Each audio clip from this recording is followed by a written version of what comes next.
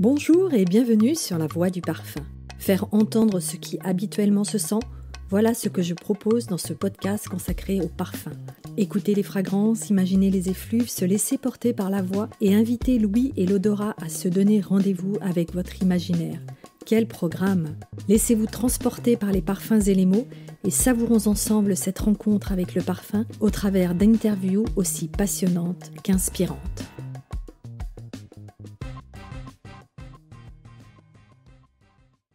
Aujourd'hui, je reçois Nathalie Lorson, maître parfumeur chez Firmenich.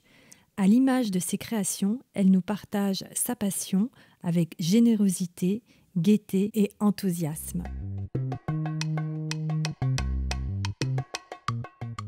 Bonjour et bienvenue sur La Voix du Parfum. Je suis ravie aujourd'hui d'accueillir Nathalie Lorson, créatrice parfumeur, qui va se présenter. Bonjour Nathalie. Bonjour. Alors moi aussi, je suis ravie d'être là aujourd'hui.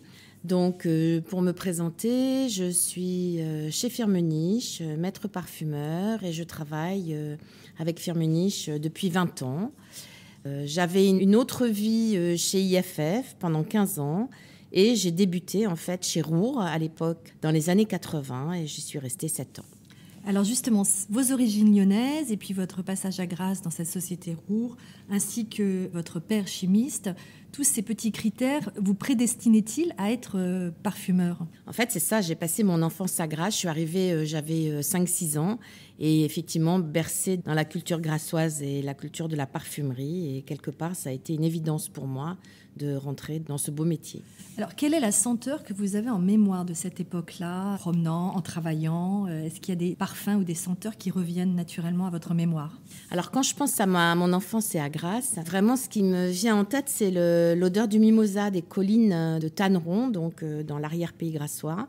Et en mois de février, on allait se balader avec mes parents, on ramassait du mimosa et c'était fantastique. Est-ce que ça a influencé ou est-ce que ça influence encore votre manière de créer ? Alors la manière de créer, je ne sais pas, c'est un peu difficile à dire, mais je pense que le fait d'avoir quand même passé du temps à Grasse, près des matières premières, donc chez Roure, j'avais mon bureau et derrière ma fenêtre passaient les camions chargés de roses, de cystes, de feuilles de violette, enfin de toutes sortes d'ingrédients qui étaient traités dans l'usine en fait. Oui, ont certainement influencé ma façon de travailler. Autre environnement et autre nature qui vous a entouré quand vous êtes arrivé en Lozère pour IFF. Là, c'est une immersion dans un autre monde. Alors ce voyage en Lozère a été très instructif parce que quand on utilise les matières premières, forcément donc des absolus, des matières premières naturelles, on ne réalise pas forcément ce qui se cache derrière. Tout le travail, le savoir-faire et surtout la préciosité en fait de ces ingrédients. Et quand on va par exemple en Lozère où j'ai vu la récolte des narcisses, ces champs à perte de vue de narcisses, on se dit déjà il faut ramasser les fleurs, ensuite il faut les traiter. Et là on a vraiment la dimension préciosité de ces ingrédients.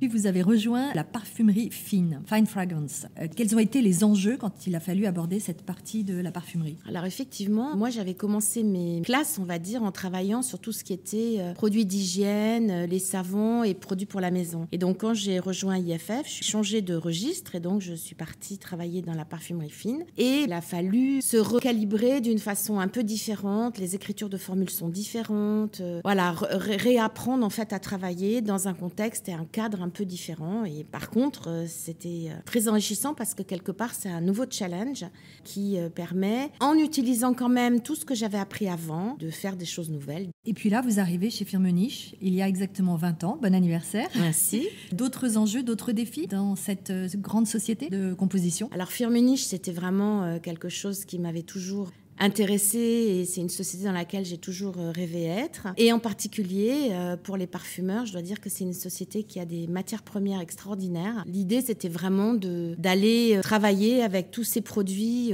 qu'on n'avait pas l'opportunité de travailler quand on était dans les sociétés concurrentes. Donc ça a été un bonheur pour moi de découvrir tous ces trésors. Et puis une nouvelle façon de penser, une société familiale, une vision à long terme, un management très engagé sur le long terme. Donc une grande implication. Ouais. Voilà. Dans cette société, vous avez été nommé maître parfumeur et votre rôle est d'incarner l'essence de Firmenich. Qu'est-ce qu'on peut entendre derrière ce mot ? Le fait d'être maître parfumeur a été pour moi déjà un très grand honneur. parce que ça récompense toutes ces années de travail et de succès en fait, mais ça récompense aussi une façon d'être, une façon de penser. Et donc mon rôle, devenant maître parfumeur, c'est encore plus de porter la société Firmenich au plus beau et puis aussi de transmettre aux jeunes générations mon savoir-faire, d'essayer de partager encore plus toutes les choses que j'ai apprises au cours de mes années. Le rôle de la transmission est très important pour vous.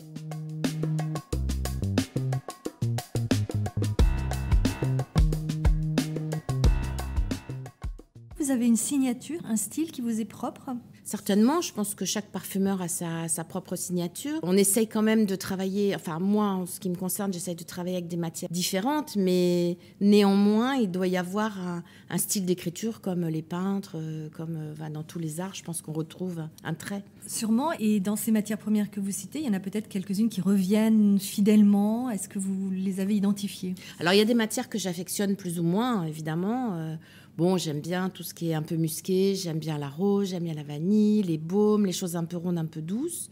Mais je dois dire que moi, ce qui m'amuse dans mon travail, c'est surtout d'aller chercher des matières que j'aime moins et d'essayer de faire en sorte que j'arrive à travailler et puis qu'à la fin, elles me plaisent. Donc, je dirais qu'à chaque fois, le challenge, c'est d'aller dans tous les recoins pour aller trouver des choses différentes. On est tout le temps à rechercher de la nouveauté. Vous disiez à l'époque de votre nomination et reconnaissance que vous étiez chercheur d'or, chercheur de pépites. Voilà, c'est ça. Chercheur d'or.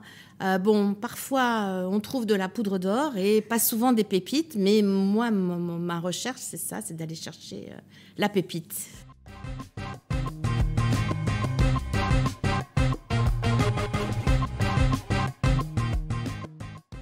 L'identité de vos parfums, est-ce que parmi les mots-clés, il y en a qui sont plus évocateurs ? Alors je vous dis sensualité, subtilité, rondeur, douceur, délicatesse, autres ? Peut-être l'addiction, je trouve que vraiment aujourd'hui, ce qu'on recherche dans un parfum, c'est d'avoir une addiction. Et à cause de cette addiction, on ne va pas pouvoir se passer de son parfum. Donc, quelque part, ça, c'est vraiment le Graal. Tout à l'heure, vous avez cité la peinture. De quels autres arts vous sentez-vous le plus proche ? Alors, les arts au sens large, théâtre, écriture, peinture, musique, cuisine, mode, autres. Oui, la cuisine, j'aime bien. J'aime bien les associations de goût. Quelque part, la façon dont on travaille, j'imagine, dans la cuisine est très similaire à ce qu'on fait, nous, en parfumerie. Le visuel, pour moi, est hyper important. Les couleurs, les formes. Donc, effectivement, la peinture, la photo. Voilà, c'est des choses qui me parlent beaucoup. Vous pratiquez l'un de ces arts ? Non, pas vraiment. Je ne suis pas très douée. Je fais de l'art floral. Donc, j'aime bien associer les différentes fleurs avec des couleurs, des formes. Enfin, ça reprend un peu tout ça. Voilà. Vous travaillez en équipe. Et ça, c'est quelque chose que vous avez affectionné particulièrement. Alors oui, c'est important de travailler en équipe, surtout quand on travaille sur des projets pour des grandes marques, parce que souvent, ce sont des projets qui vont durer très longtemps, plusieurs années, avec des enjeux financiers extrêmement importants. Disons que ça rassure de savoir qu'on a d'autres collègues qui vous épaulent dans le développement de ces projets qui peuvent durer 3, 4, 5, 6 ans. C'est vrai que c'est une bonne réassurance et en plus, ça permet à des moments où vous êtes un petit peu bloqué parce que vous êtes trop dans votre formule, d'avoir un regard extérieur qui peut débloquer des nouvelles idées. Voilà. Ça donne beaucoup de dynamisme au travail. De stimulation. Oui, exactement. Ouais. Dans le même temps, vous travaillez pour des marques de niche, des marques indépendantes. L'exemple de la Maison Violet. Exactement. Alors, j'aime bien me faire plaisir à travailler sur des plus petits projets avec des enjeux différents. Là, vraiment travailler des choses totalement en liberté, avec peu de limitation de prix. Donc, utiliser des matières que peut-être je ne pourrais pas forcément utiliser dans des quantités identiques sur d'autres types de projets. Donc, vraiment se faire plaisir et travailler en partenariat, c'est très important, main dans la main avec les personnes de la marque, comme avec les personnes de chez Violet, où on a vraiment travaillé ensemble sur cette belle marque que ces 3 jeunes ont refait vivre. En fait. Ils ont réveillé cette belle endormie, c'est ça ? Exactement. Ouais. Et voilà, c'était un grand plaisir de travailler aussi avec des jeunes qui sont pleins d'idées, pleins de fougue et pleins d'énergie. Qu'est-ce qu'ils vous ont appris, ces jeunes ? Eh bien, justement, se lancer, ne pas avoir peur. Le challenge était quand même ardu et franchement, c'était incroyable. Ils sortaient de l'école, ils étaient pleins d'enthousiasme et très justes dans leur vision. Donc, je trouve ça formidable. C'est stimulant. Ouais.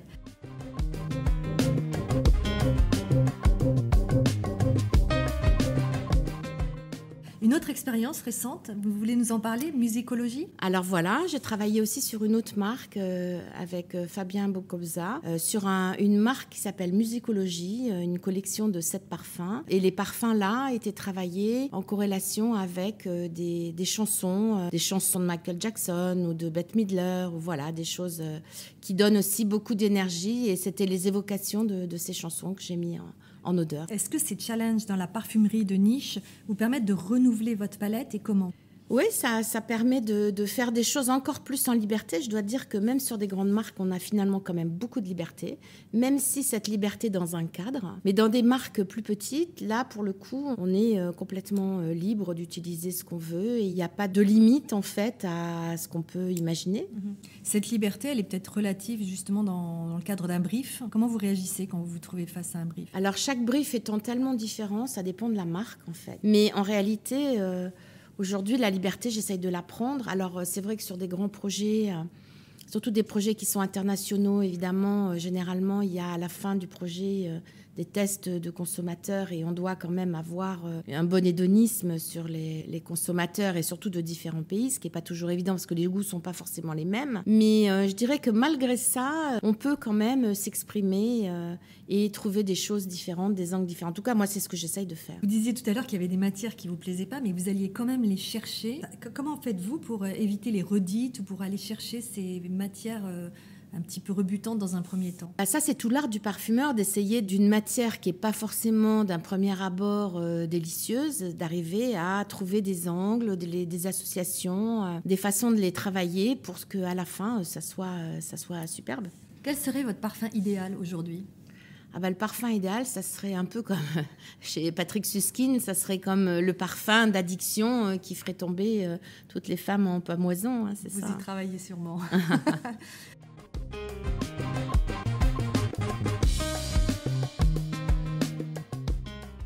Comment vous voyez, là on est à l'aube de 2021, comment voyez-vous la parfumerie ? Aujourd'hui, je pense qu'il va falloir qu'elle se réinvente, trouver des nouvelles façons, trouver autre chose. Je pense qu'on se renouvelle autrement. Plus authentique, plus incarné, plus typé. Plus éco-responsable également ? Alors beaucoup plus éco-responsable, ça on travaille beaucoup là-dessus. Et je dois dire que là c'est compliqué parce qu'effectivement ça nous limite quand même notre palette d'ingrédients. Donc il faut qu'on arrive à aussi formuler d'une autre façon et ça aussi, ça va nous permettre d'avoir un renouvellement d'odeur. Finalement, c'est ce cadre qui va nous forcer à aller un peu ailleurs. Et pour terminer, qu'est-ce que vous aimeriez dire aux jeunes parfumeurs qui arrivent sur le marché ? Que c'est un métier fantastique, absolument extraordinaire, mais c'est un métier où il faut travailler, s'accrocher. Voilà, c'est un métier de longue haleine. Il faut jamais se décourager et on va obligatoirement arriver à faire des choses fantastiques. Sur cette belle phrase, merci beaucoup Nathalie. Merci beaucoup.